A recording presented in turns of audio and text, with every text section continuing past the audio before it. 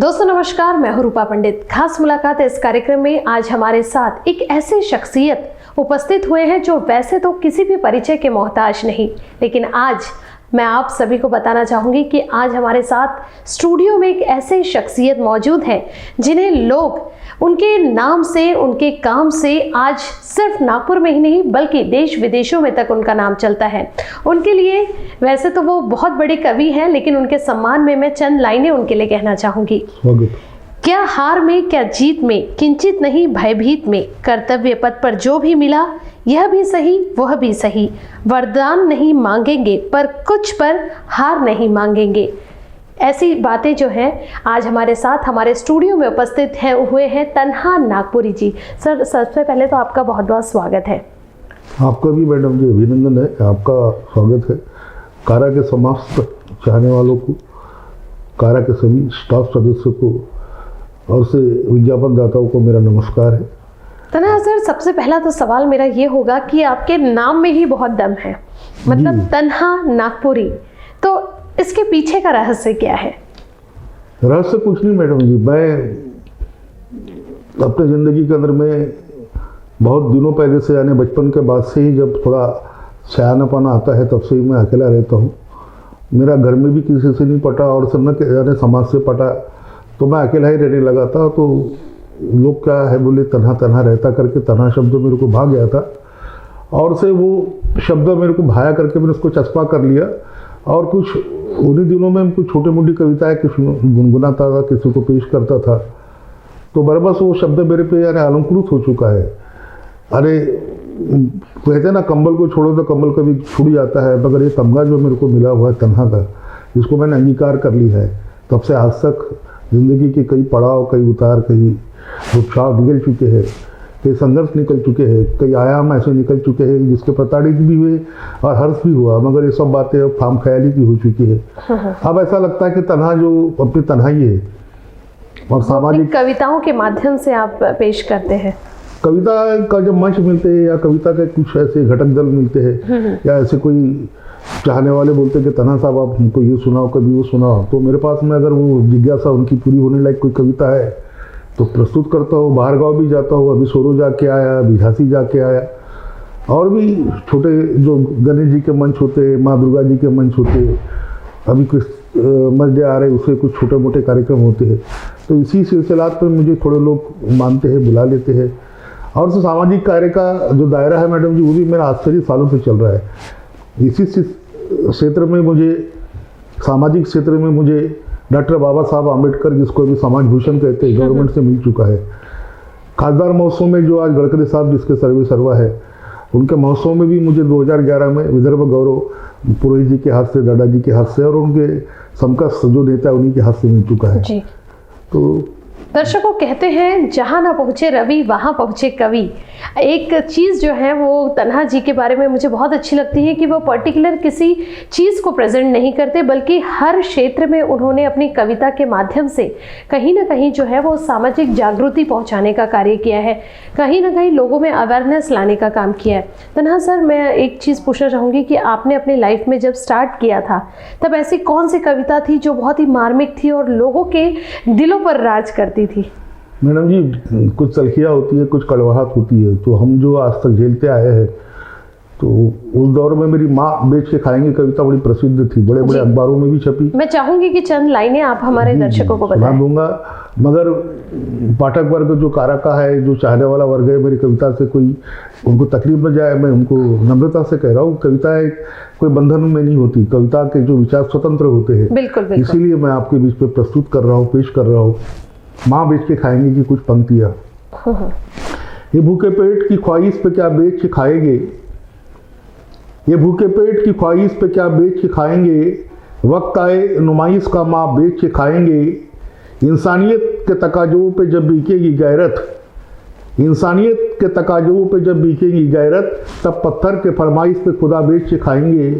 ये चांद तू ले जा अपने सितारों को कहीं, वरना बेचने वाले तेरा आसमां बेच के खाएंगे। क्या बात है। चमन के फूलों पे कहीं भौरे टूट पड़ेंगे, चमन के फूलों पे कई भौरे टूट पड़ेंगे, पतंगे अपनी हवस पे शम्मा बेच के खाएंगे। न जाने किस जमाने की बदगुमानी लिए हम, न जाने कि जमाने की बदगुमानी लिए हम अपने औकात के सारे निशा बेच के खाएंगे। महंगाई में जब कुछ भी नहीं रहेगा बिकने को, महंगाई में जब कुछ भी नहीं रहेगा बिकने को, तो फकत लाश का उठता धुआं बेच के खाएंगे। सारी खुदाई बेचकर दैरो हरम के मारे है, क्या बात। सारी खुदाई बेचकर दैरो हरम के मारे। काशी बेच के खाएंगे, काबा बेच के खाएंगे, काशी बेच के खाएंगे, काबा बेच के खाएंगे। माँ तेरी कोख से अब जन्मने वाले बेटे, ए माँ तेरी कोख से अब जन्मने वाले बेटे, बाजार में तेरी कोख का सौदा बेच के खाएंगे, बाजार में तेरी कोख का सौदा बेच के खाएंगे। देश की एकता अखंडता को मार करके गोली, सर फिरे सारे भारत को नंगा बेच के खाएंगे, सर फिरे सारे भारत को नंगा बेच के खाएंगे। और सुकरात के मानीन तू जल्दी जहर पी ले तन्हा, कि सुकरात के मानीन तू जल्दी जहर पी ले तन्हा, नहीं तो कातिल तेरे दर्द की दवा बेच के खाएंगे। ये भूखे पेट की ख्वाहिश पे क्या बेच के खाएंगे, वक्त आए नुमाइश का माँ बेच के खाएंगे, माँ बेच के खाएंगे, क्या बात माँ है। बेच के खाएंगे। बहुत बहुत ही बढ़िया सर। और शायद ऐसा लगता है कि वर्तमान स्थिति को देखते हुए आपकी जो कविता है वो एकदम सटीक बैठती है, क्योंकि आज के समय में जो माहौल चल रहा है और जिस तरह की खबरें हम देखते हैं सुनते हैं, तो कहीं ना कहीं जो है आपने उस समय वो कविता लिखा था, लेकिन आज वो जो है वो कहीं ना कहीं यथार्थ साबित हो रहे दिख रही है। दर्शकों, आज चूँकि जैसा कि आप सभी को पता है कि 2 दिन बाद क्रिसमस का पर्व आने वाला है, तो इस सिलसिले में आज तन्हा नागपुरी सर ने क्रिसमस के ऊपर में बहुत ही सुंदर कविता जो है वो लिखी है, तो हम चाहते हैं कि वो हमारे दर्शकों के सामने में उस कविता को पेश करें। जी, उसका शीर्षक है क्रिसमस का झोंका जी। और उसे भगवान मसीहा को, भगवान ईसा को पूरी दुनिया मानती है। जिस तरह से हमारे हिंदुत्व के मानने वाले लोग जैसा दिवाली, दशहरा, जो भी कुछ पर्व मनाते हैं, मगर ईसाई समाज को या उसको मानने वाला और भी जो अभिजात्य वर्ग है, भगवान मसीहा को कहीं ना कहीं आज भी अपना खुदा या जो भी मसीहा मानता है, उन्हीं के सम्मान में मैंने कुछ पंक्तियाँ लिखी है, कुछ कविताएं या कुछ गजलें लिखी है। उसमें से एक चीज़ आपके बीच में कारा के माध्यम से पहली बार पेश कर रहा हूँ। जी बिल्कुल। जमाने पे तेरा ही दारो मदार देखा, जमाने में तेरा ही दारो मदार देखा, जमाने पे तेरा ही दारो मदार देखा। ये मसीहा तुझे सबने बेमजार देखा, ये मसीहा तुझे सबने बेमजार देखा, ये मसीहा तुझे सबने बेमजार देखा। जमाने पे तेरा ही दारो मदार देखा। ध्यान चाहूँगा। अमानुष ने तुझको सलीब पे चढ़ाया। अमानुष जिनमें मानवता नहीं है उसको अमानुष कहते। अमानुष ने तुझको सलीब पे चढ़ाया, तो मरियम का ईसा दरो दीवार देखा, तो मरियम का ईसा दरो दीवार देखा। ये मसीहा तुझे सबने बेमजार देखा। तू वही है जो मर कर भी जी उठा है, तू वही है जो मर कर भी जी उठा है। तू वही है जो रबू का परस्तार देखा, तू वही है जो रबू का परस्तार देखा। जमाने पे तेरा ही दारो मदार देखा। ये बहारे भी तेरी, ये नजारे भी तेरे, ये बहारे भी तेरी, ये नजारे भी तेरे।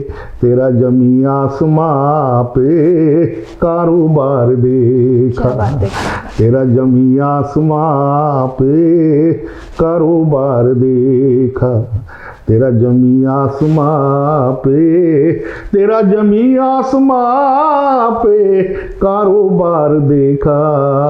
है मसीहा तुझे सबने बेमजार देखा।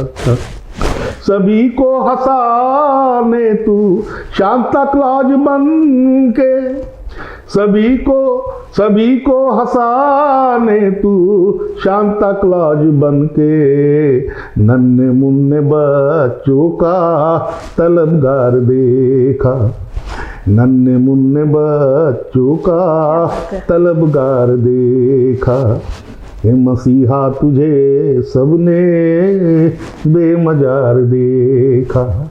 चलो इस नबी से हम आदाब कर ले, चलो इस नबी से हम आदाब कर ले, कि इबादत में इसके चमत्कार देखा, कि इबादत में इसके चमत्कार देखा, हे मसीहा तुझे सबने बेमजार देखा। सरेआम कह दे तू ये आलम से तन्हा, सरेआम कह दे तू ये आलम से तन्हा, कि आज क्रिसमस का झोंका फसले बहार देखा, आज क्रिसमस का झोंका फसले बहार देखा, आज क्रिसमस का झोंका फसले बहार देखा, हे मसीहा तुझे सबने बेमजार देखा, जमाने पे तेरा ही दारो मदार देखा। क्या बात है, क्या बात है। धन्यवाद। क्रिसमस का झोंका फसले बहार देखा, इस खूबसूरत सी कविता को तन्हा नागपुरी सर ने अपने ही खूबसूरत अंदाज में जो है आज दर्शकों के सामने पेश किया है। उम्मीद करते हैं कि क्रिसमस के पर्व पर आज हमने हमारे खास मुलाकात इस कार्यक्रम में आज जो आपके समक्ष ये कार्यक्रम प्रस्तुत किया है वो आप सभी को पसंद आया होगा। तन्हा नागपुरी सर, एक बार फिर आपका हमारे स्टूडियो में आने के लिए बहुत बहुत धन्यवाद। बहुत बहुत मेहर आपकी।